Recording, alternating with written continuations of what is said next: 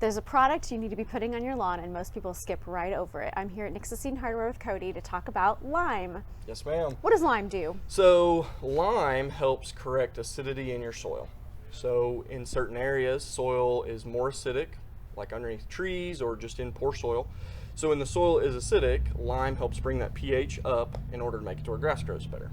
Okay, so do we need to get like a soil test to know if we're going to need lime? The only way to accurately put it down would be to do a soil test, which you can do at home with like a do-it-yourself kit, or they're usually like local extension offices you can send off Like a soil university test. extension offices? Yes, ma'am. You could send off a soil test, and usually they'll give you like a really detailed analysis that tells you exactly what you do or don't need to do. Now, in different areas of your yard, though, you might have a little bit different pH. Are there Correct. certain areas that are prone to be more acidic? Underneath trees is always worse.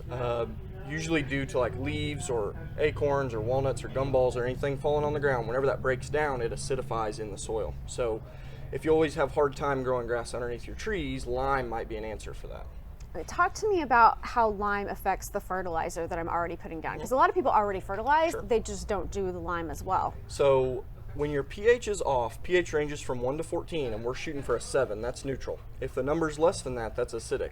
So you need to be applying lime to bring that soil back up into neutral. When it's neutral, fertilizer breaks down better.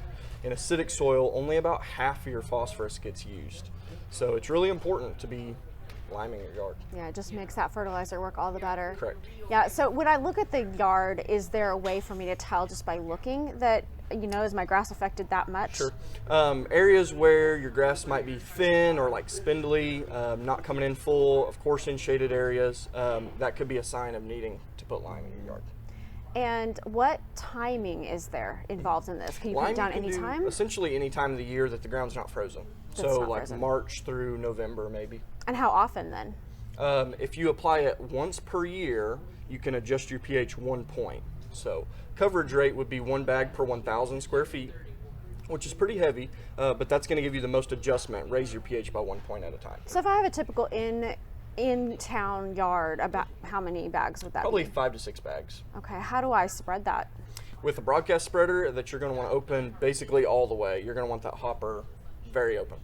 And does it matter if it rains right after I do it or right before? Water is what's going to release it. That's what's going to break it down. So it won't hurt anything to sit on there with no water, but it does need rained in afterwards to start working.